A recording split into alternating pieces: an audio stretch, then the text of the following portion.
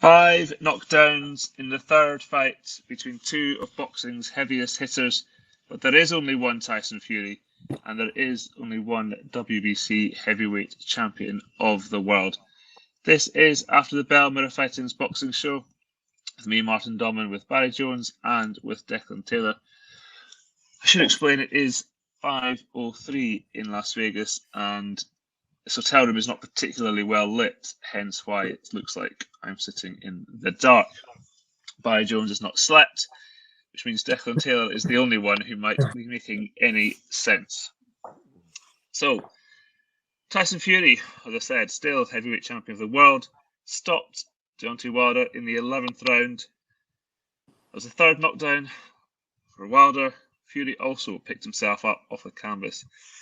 Once again, twice in the fourth round, remarkably. And that should now be their heavyweight trilogy settled. Barry, one of the great fights, heavyweight or otherwise. Yeah, first of all, I hate you for being in Vegas. With all my heart, Martin, I can't even lie. So, but you were there to witness a great fight, and yeah, and I'll forever be jealous of that. I got to be honest. It was just so inspiring to see. It really was. This was a fight no one wanted, by the way. None of us wanted to see this fight. Remember, it was just, what's the point? To waste the time. He won the first. The second fight was so conclusive. Why do we need to see a third fight? Well, we got the answer, didn't we, last night? It was just amazing. Unbelievable. The pace that he set was too much for a featherweight. Too much for me. When I was 23, let alone for two giants, it was just phenomenal. It was an unbelievable fight. I couldn't when I was watching. And Fury, he doesn't always want to make it easy, but he's a sign of a true fighter, a true great fighter. He's had 3 fights with Wilder, and he's boxed 3 different ways. Like, who does that? I don't know who does that. I don't like. You almost don't want to say he's an all-time great because we're in it now. We're living it, and we romanticize about fighters of the yesteryear. When I was a kid, I grew up in the 80s, for God's sake. So 70s and 80s. So I'd seen the greatest of fighters, but he has to be. I know it's against the one opponent, really, but this run of 3 fights, this trilogy is up there with the best. It really is, and yeah. So even though I wasn't there, it's kept me awake all night. That's why I haven't slept, because I just couldn't believe what I saw.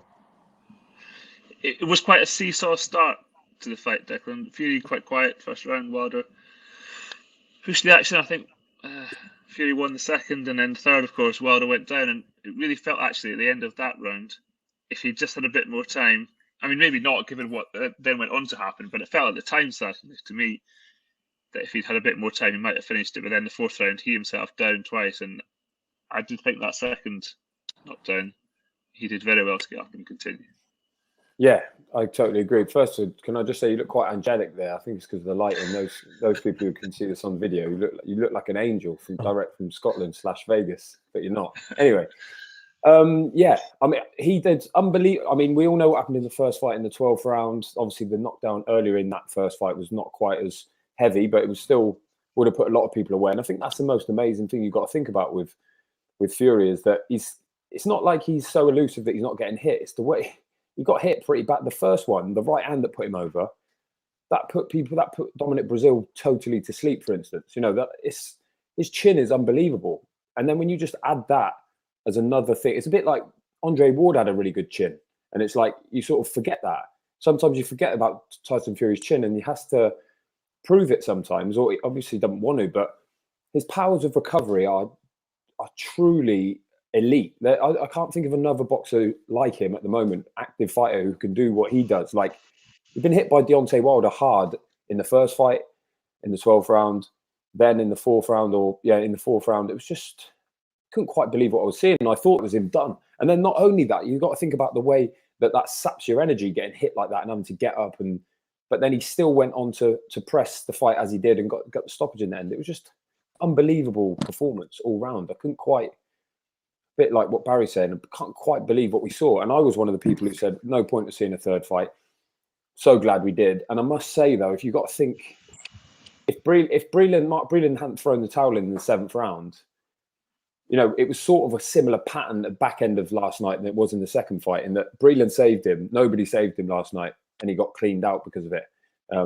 I'm sure that would have been what happened in the end of the second fight if Breland hadn't thrown the towel in. So it was much the same. Once Fury got that control and totally measured him and got him tired, there was only one way it was going to finish. And I think that was down to two things. One, obviously Fury is unbelievable boxer, but the way that he controls the distance just takes the heat off the shots a little bit because he's obviously so big.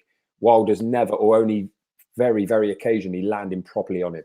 Everything, he hit him with a couple of right hands early on. I gave Wilder the first round, for instance, and he hit him, but he didn't quite hit him because Fury's always just that little shimmy away, just that slight slip, just take the heat off it enough that he can live with it.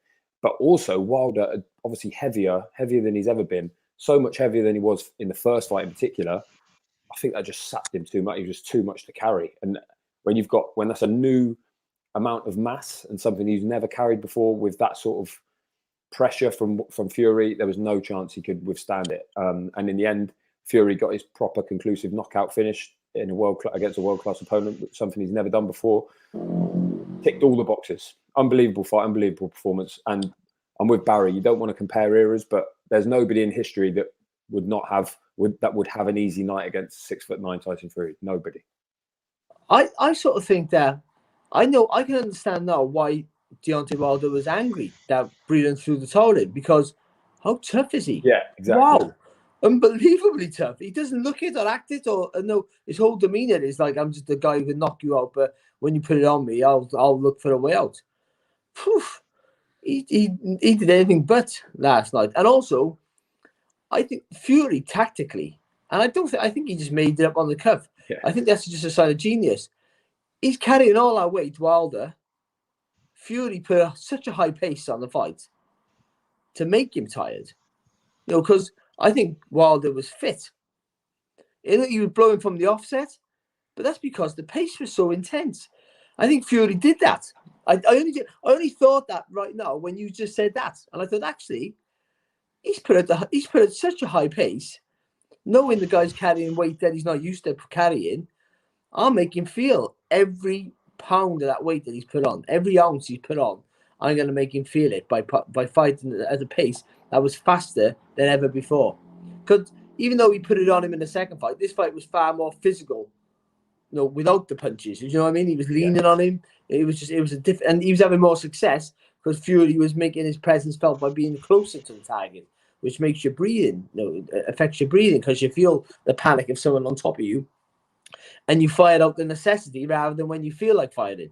And even though Wilder was hurting him and hitting him with good shots, the tactics again from Fury, even when he was getting caught, I think the whole thing was about just making Wilder work so hard. Because I think Wilder was probably the fittest he's ever been. Because even though he was tired, he kept finding enough energy to work with Fury. It was one of the best fights I've seen at the heavyweight division. One of the best fights, if not the best fight I've seen. And I didn't feel that at the time. I knew it was a good fight, but I've sort of been pondering all day, thinking that was more than a good fight.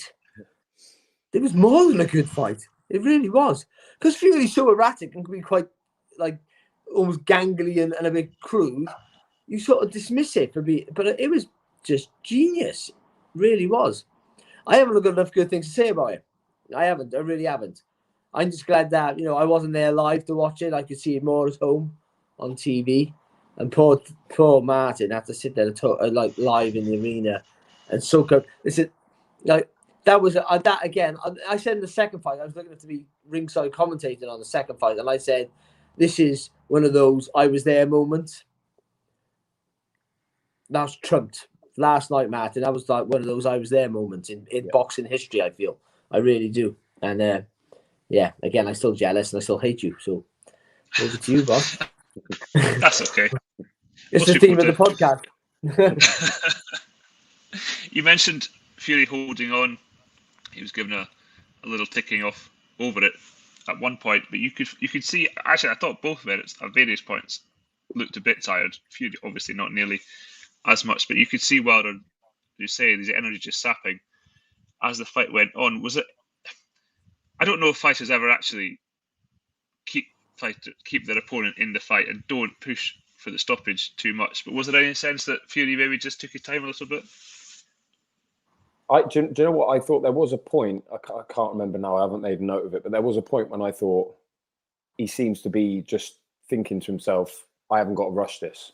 I've got, like, this is my fight now. Because there might have been a feeling with him, particularly in the first fight, that this guy has this extreme freakish power. I don't want this to last too long, because the longer you leave it, the more likely you're going to get clipped. But I just felt that he just got to grips with the fight and thought, okay, I've got this covered now. I've got to grips with him.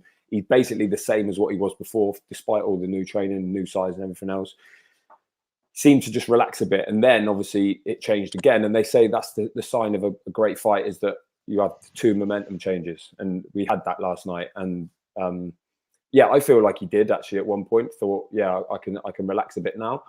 Towards the end, it was just sort of, he was just chipping away when he chipping. Points, Wilder's leaning on the ropes, like just hanging in there by any hook. And then he even rallied himself. I can't remember what round it was, at 8th or 9th or something like that. It was like, where's this come from? And he's still dangerous at that point as well. You just know he is, especially if he catches Fury on the way in or whatever else. It's just a joy to watch. And they, it's the old adage: there's boxing, there's heavyweight boxing.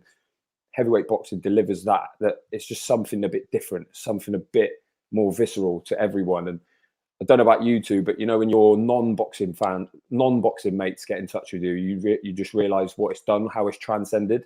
The amount of messages and stuff I've got from people who don't care about boxing today, it's transcended completely. Tyson Fury, he said it in the press, a generational talent. That's exactly what he is. And whether you love him or hate him and you like what he says or dislike what he says, he is an icon and he's earned it. Well, you do like what he says now. Remember there was a time where he couldn't stop putting his foot in his mouth? Yeah. Like literally whatever he said was the wrong thing, constantly, continuously. And he was the pariah of boxing. He was becoming that, like, really quickly. And now, and since before though, since he came back from putting all our weights and opened up on the mental health issues and the way he's conducted himself inside the ring, I know if to take away the press conferences where he says some crazy stuff, but he's not the darling of British boxing. He can't say he can't say anything but the right thing. Everything he says is just perfect, and he's the darling of British boxing, and they fall in love with him over in America. You clearly see that. I think this it looks like from outside. He looks like they love him. He says all the right things. Even with Wilder being a little bit disrespectful and couldn't, still a little bit bitter, Fury let him off the hook. And I know he said some things to him, but I mean, in his interview, in the public persona, he's let him off the hook and says, I wish him well and all the rest of it. He's just like, he has the Midas touch inside the ring, clearly, and certainly outside the ring. He's just perfect.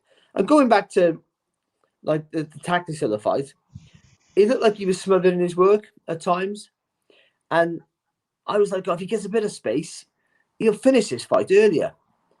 But I think he was staying close because he knew how powerful Wilder needs more space to throw his punches. So he thought, I'd rather keep him in the fight, but keep leaning on him. And I can't really get too much good work in. I can land with 2 good shots, and then I can smother him. But all the time, he's getting tired, and he's not having no success.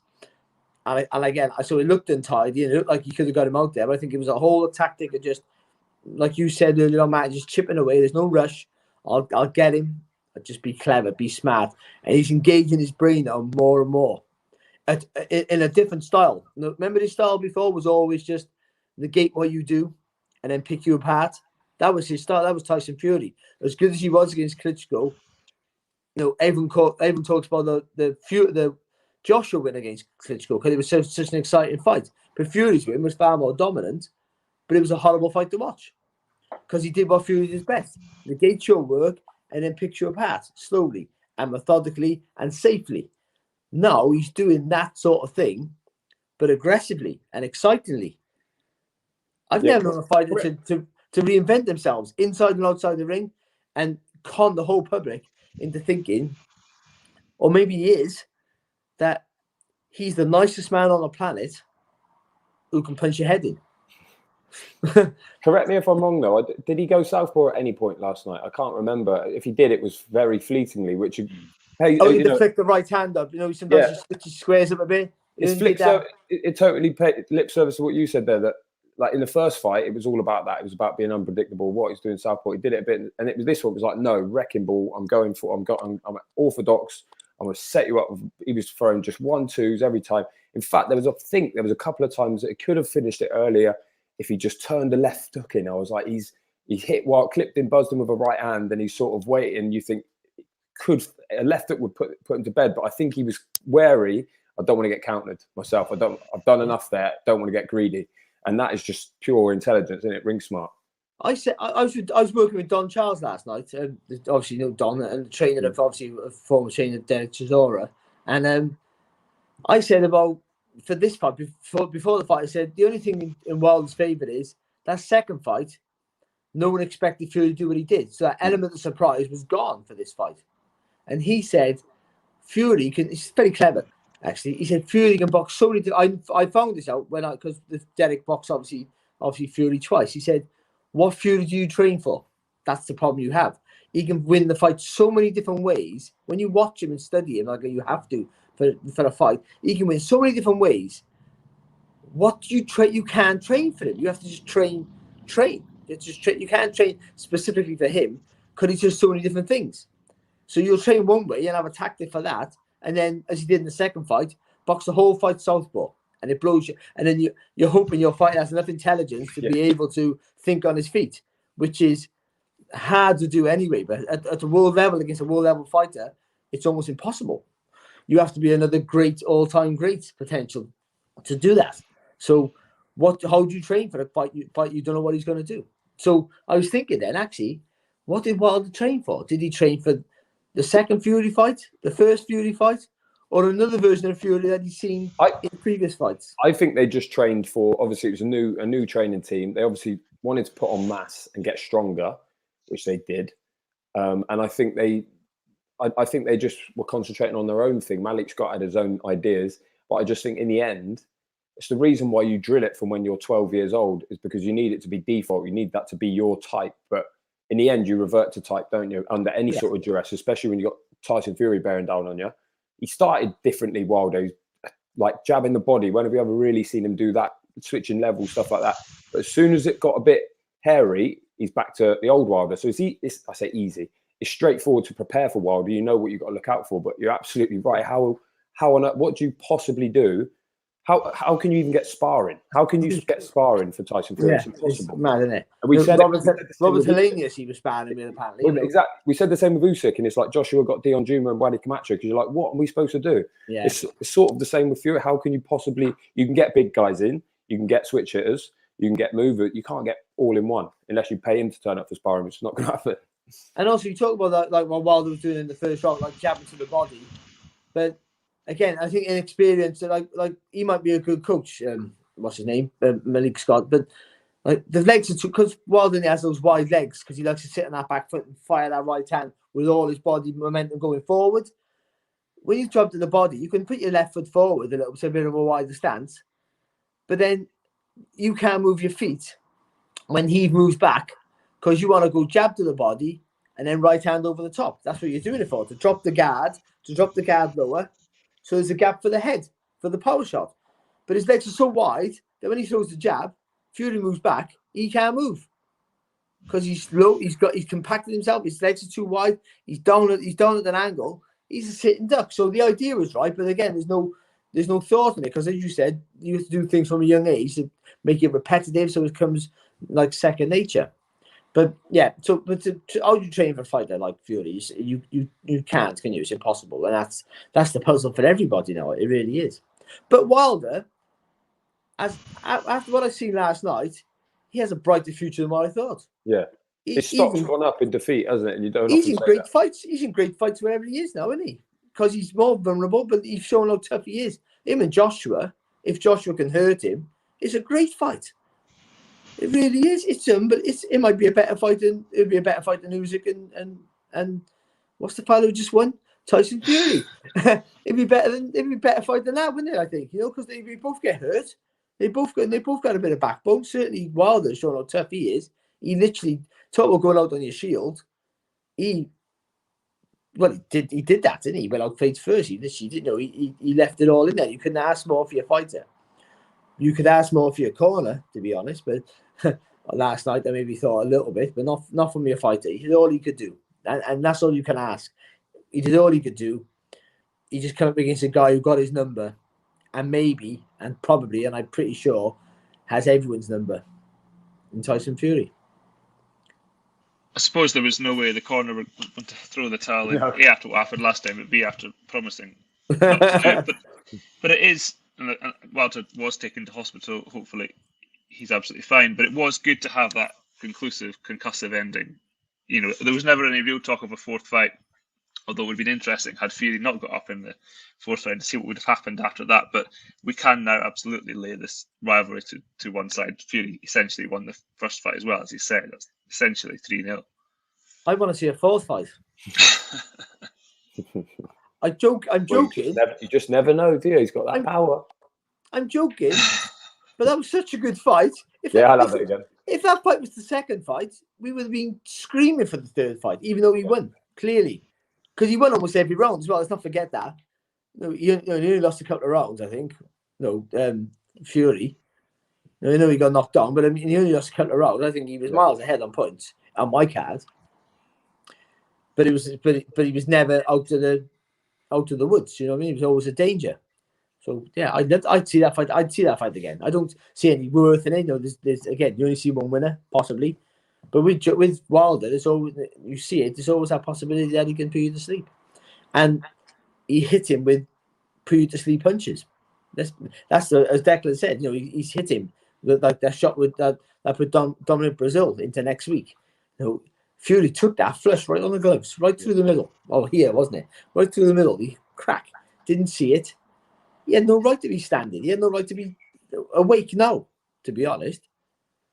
And he don't deserve any credit for that, because he's just born with that. By the way, let's calm down a bit. You got a gift from God, like other great fighters had. I was going to say, is that just simply the way he's built? But that is now 4 times in 3 fights that he's managed to get up.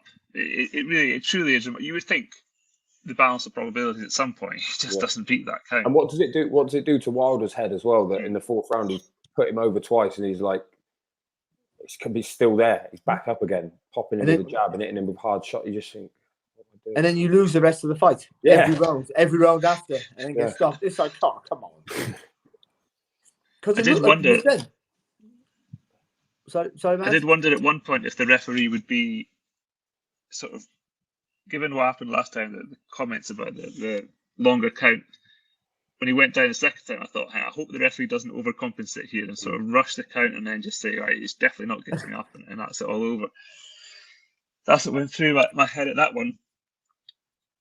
We talked about Wilder's training. Of course, this was Fury's second fight with Sugar Hill Stewart. They had far longer this time, albeit, I guess, interrupted at points. He must deserve some credit. Okay, maybe Fury could, as you say, change up game plans. He can fight in different ways. But I think as much as it was with Ben Davison, I think they do, out of the ring, seem to get on incredibly well. And they do seem to bounce off each other. Don't ask Barry about trainer. Buckle up. I've been training kids now recently. Now he's changed. I've been training some kids, so I understand how important we are. Listen, I've said that a trainer's worth his weight in gold. I say the same thing. You're only as good as your fighter, but he trusts him. That's the important part. Yeah. Fury, very, very listen. Like, even though Ben Davison has proved himself to be a really good trainer as it goes, and he was the right fit at that time to get Tyson from where he was back into shape and the right guy for him at that time. He trusted him.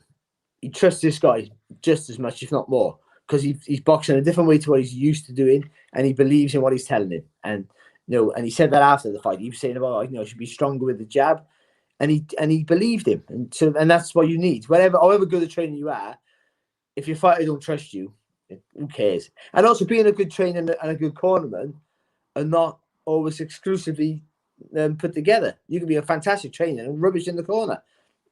That's where sometimes you get Angelo Dundee who comes in and people like that, or from yesteryear. But I think he trusts him. Whatever he says to him, he listens to him, and he goes out and does what he's told, and then does what he wants to do. He gave him a rocket. He gave him a rocket, didn't he? In the what was it? Yeah. Eighth or whatever. Really, and he basically, without swearing, the sort of gist of it was go and use your jab. What did he do? First thing he did, went out, popped straight on the jab. It just tells you he's sitting there listening, going, okay, right, yeah, because it can run away from him, especially him. He's got every tool in the box. Can run away with him what he wants to do. Need someone to say, just go and throw your jab at him. Throw your jab. Literally, you can put him away with a jab. And Fury listened to him, went and did it, and that was really the basis to the what turned into a stoppage. And it's lovely because it's simple instructions. Because we're in a generation now where everyone tries to overcomplicate stuff to make themselves sound clever. We do it as pundits and whatever, and we do. You know, we all talk about different moves and he's thinking 5 moves ahead, and in reality, it's all rubbish. We just trying to make someone sound better than he is, and Cornerman do it with some massive stupid statements about like some really made up words, but just go out and use the jab. Be stronger on the jab. That's pretty much all he said to him. It was clear, precise, wasn't packaged up to make himself sound like some inventor of a new sport. Just said, go on, hit him with the jab. Be strong with the jab. He didn't say it in a Cardiff accent, but he should have. He should have. He definitely should have. Now, I got to take credit somewhere. And that was it. That's all he didn't say to him. And Fury realised, because he's an intelligent fighter himself, oh yeah, that makes sense. Because whatever you tell a fighter, if he can't make sense of it, can't believe it, he's not going to do it. Especially in a fight of that magnitude, with that much danger involved, standing opposite you. If you say, yeah, listen, if you go in the little feint and spin and pivot and throw the uppercut and do the reverse hoop shot, he's going to go, okay. And you're going to do what you want to do. But simple instructions, something you believe in, something you trust. And again, that right fit as a trainer and a cornerman is everything. And I think they're a very good fit. I could have just said that. They're a very good fit. In terms of what's next, it should be, at least on paper, well, I was going to say very simple. Of course, we should be sitting here saying, time to negotiate once again for all the belts.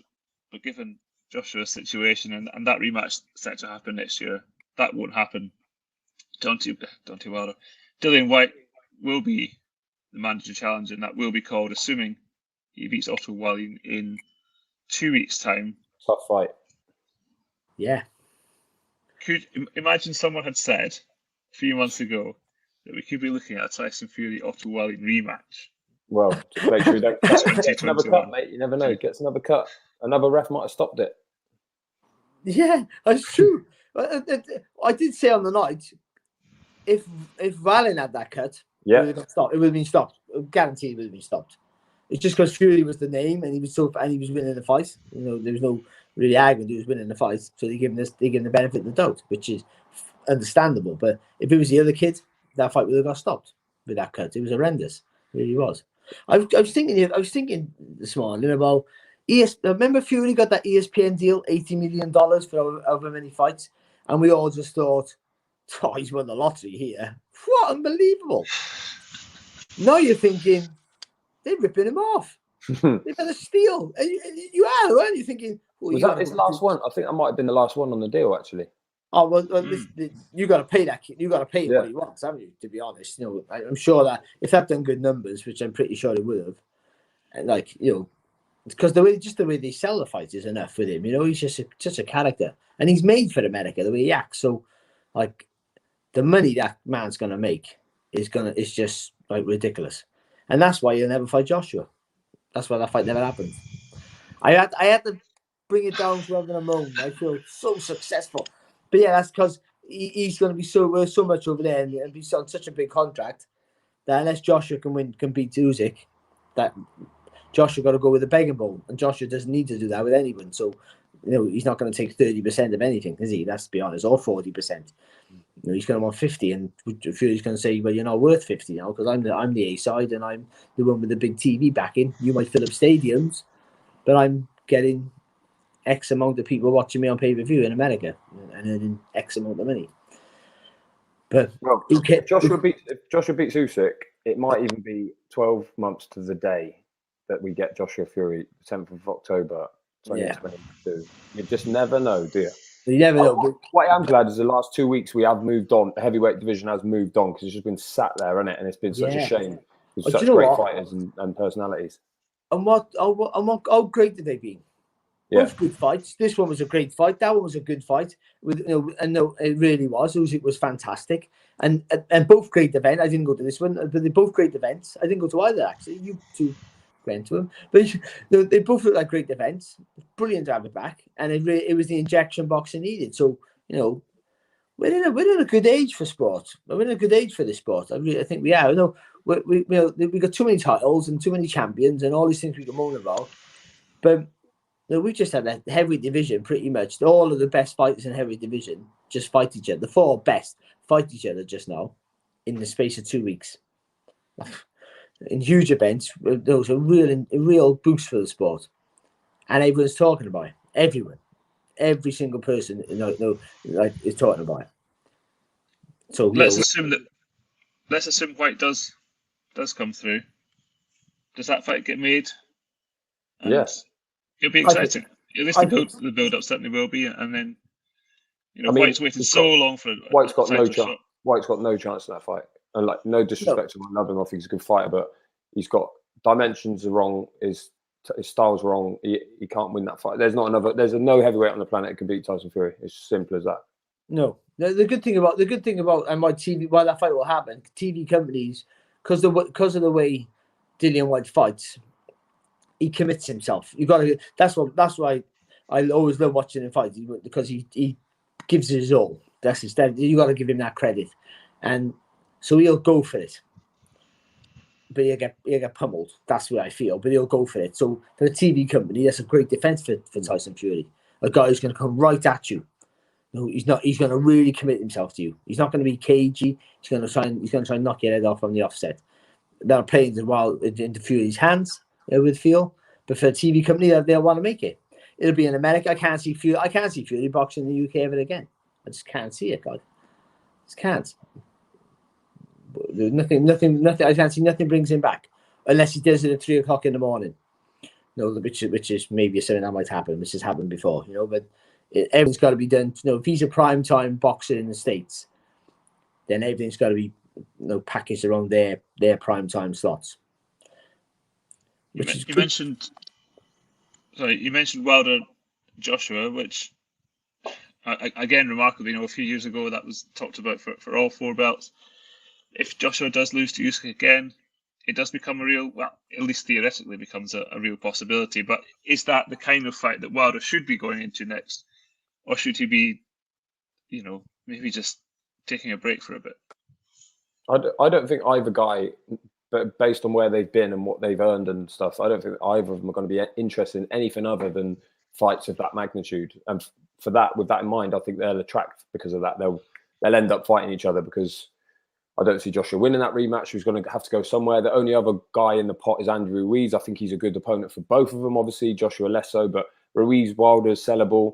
I think we'll only ever see Joshua or Wilder back in the ring in proper big fights where they're going to make enough money for them to bother. Like, look at Wilder's life. He's got everything he could ever dream of for generations to come. Like, unless there's belts on the line, it has to be a colossal fight. And I think Joshua is basically the only one out there for that. I think it becomes a distinct possibility now. Neither of them got anything to protect like they did in the past. And there's no posturing anymore, especially if Joshua loses for a second time. I think it's a pretty simple fight to make. And like Barry said, it's an unbelievable fight. Maybe one of the most exciting fights in the whole sport, based on styles and their vulnerabilities. It'd be absolutely mega. And the general public won't care about a lack of belts and about defeats on the night and in the build-up. That would be all there is on the earth. I think it'd be sensational. I think it's weird. This is going to be weird now. I think that Fury's such a league ahead that if he gets to fight Usyk, just say for instance the end of next year, just say that happens, and he beats him, then he gets frozen out. He'll be the champion, the king, the best fighter, and he'll be frozen out there on the pedestal on his own, and all the others, like the Premiership, if they'll take away the top 4 teams, because Dillian White's shown a method now, a system that you can earn millions in exciting fights and not go nowhere near those title belts. You almost don't need them. And I think they'll have a wrong robin of their own, possibly. And for Fury, it'd be nothing to do with it because they're not having him involved because he's too good. And he'd be doing a tour of the world, boxing everyone, except for the other top 4 fighters, or 5, 6 fighters, because no one's good enough for him. It's feasible. I honestly think it is. There's no choice in the mix. Even if he can't beat some of those guys, he's a nightmare to fight for anybody. But the way he is, which makes an exciting fight. It's a good time for me to be a heavyweight. It really is. Before we finish up, just want to touch on a fight which took place several hours before Fury, Liam Smith and Anthony Fowler. Liam Smith winning by 8th round stoppage in Liverpool. I guess, well, I think I'm right in saying not an entirely unpredictable result. It's what you expected, really, because of the power and the size of Fowler. Certainly, the reach of his arms. That it was always going to take. He would not Smith a while to get into the fight, but a while for his pressure to a couple of rounds for his pressure to take toll on Fowler. But you also, if you can make Fowler work hard, Fowler can stay with him. And Smith is, even though he had a little bit of trouble, he's actually a better boxer than what people give him credit for. They just think he's this guy who comes forward, is massively strong and beats you up, but he actually does move his head a little bit, does give you a bit of problems. But it was a great night of boxing. There was loads of good fights on all the channels, actually, to be honest, last night. But, what a waste of putting them on last night because of Fury. That's where. Sorry, we'll go back to that. It was one of these. If they would have been on next week, that's another podcast, and we're all excited about the whole focus is Fowler and Liam Smith, really. It was a risky fight for Liam Smith because he had nothing to gain, everything to lose. But he's a real. No, we call about Smith being a fighting family, but he's the one. He's the one who loves it. He loves. You can see he's almost like sniggery bullying about it when he got a fight. You can see he gets excited. It turns him on to be in a war. Oh. We're almost losing, Barry. I think the Wi-Fi in Cardiff is. He said being in a war turns him on. It's a bit like you, Martin, especially in that shirt. I'm going to swear that it's far too early to be coming to. Mate, you're moaning about being up at 5. We were up all night anyway. The fight started at 5. Martin, can you hear me? No, I'm really struggling, Barry. What are you in a dungeon for? So we can afford. You can't afford to pay to get out. Is that what you want? No. Hi, don't be like Martin. Also, Jason Cunningham in the third fight card of the night defeated Brad Foster on points. British, Commonwealth, and European Super Bantamweight champion. Something of an Indian summer. Yeah, great. Another upset. He'd done it again, 2 in a row. And Brad Foster, obviously, kickboxing background. You thought there's a chance that when he comes up against someone like elusive and slippery, like what? And it's just this sort of what happened in the end. And I can't believe we had that all 3 fight. Like we got all of these in one night. And Barry said you can look at it in one way and say, well, it's a shame because that's a few weeks worth of content there. But the way it stacked up, and also got to mention Ted Cheeseman lost, obviously knocked out by Troy Williamson. Great performance from Troy Williamson as well. But Ted Cheeseman, 26-year-old, the amount of nights he's given us, the amount of enjoyment, entertainment he's literally worn on his face and body is astounding to me. I hope he has a good rest. I think all credit to Ted Cheeseman. I tweeted it, national treasure, that kid, absolute legend. What a lovely and he reinvented himself a little bit in the Metcalf fight. Now, he sat there with the box. But I've been screaming about Troy Williamson, like I did about Liam Williams in early Box Nation days, and no one was putting him on. And I was going, you got the wrong kid. You're showing another Welsh kid, and I said, you're showing the wrong kid. Liam Williams is the one. And I've been saying about Troy Williamson for ages, for years. I said, listen, you're putting him on bills, and in the cars he got a draw with Jack Flatley, I think it was. Because he boxed at 5 o'clock in the afternoon, and he wasn't getting. He's a good kid, and yeah. And all he needed was the opportunity, and he got it. I want to see Troy Williamson, Hamza Shiraz. That's a great fight. Yes, that's the one I want. Yeah, good fight. Well then, that's another division domestically, which is stacked, isn't it? Amazing, really is. Fowler. Any concern that Ted Cheeseman needs to have, one eye on the damage that he's taken? It's hard to say, innit? I mean, it's not. I'm no expert, but it can't be good for the human body and brain where do you draw the line? Like, yeah, he's 26-year-old. You could count like how many we could pick out 5 wars he's had, unbelievable wars, and you just think it can't go on, can it? It can't go on. But yeah, only he knows really. The thing is, even though he got beat last night, he's having success in his career, and that's the worry. He's having success, and so how would you tell a kid who's being successful, who's boxing at a good level? Because British level is a good level, and British level in that weight division domestically is almost European level. So how would you tell him you've got to pack in? But I don't worry, and again, we've talked about this before. I don't worry about him now. I worry about him when he's 35, 45, 55, because I retired at 25 with having no wars, really. I got one hiding, and I feel the effects. And we're all built differently. Some people, can headbutt the wall for 10 years and they're fine. Other people, it affects more. And when a boxer slurs or sounds punchy, it's sometimes because his nose is bashed up and he's actually okay. It's like when you got a cold, stick your fingers up your nostrils, try and talk, then you'll sound like you're slurring your words. So it's not always the case that they are punch drunk, a syndrome scenario, but he doesn't sound the same fighter or look the same fighter, facially. But again, that doesn't mean a lot, but it's an indication that he was when he turned pro, or when I seen him, in the Northwest Dibs in Hayes Workman's Club back a few years ago when he was an amateur. You can see the change, and that's a worry. But some people around him need to tell him. But how do you tell a kid who's still good enough to win a British title that he should pack in? That's the worry. Very true. On that note, we'll bring this to a close. Just to recap, Tyson Fury still heavyweight world champion, put Deontay Wilder down 3 times. What a night! In the 11th round. Barry Jones is going to get some sleep. I'm going to get some sleep. No, you're not, Martin. You're going out. You know it. Get done that pool party. Until next time, please do join us then. And until then, take care.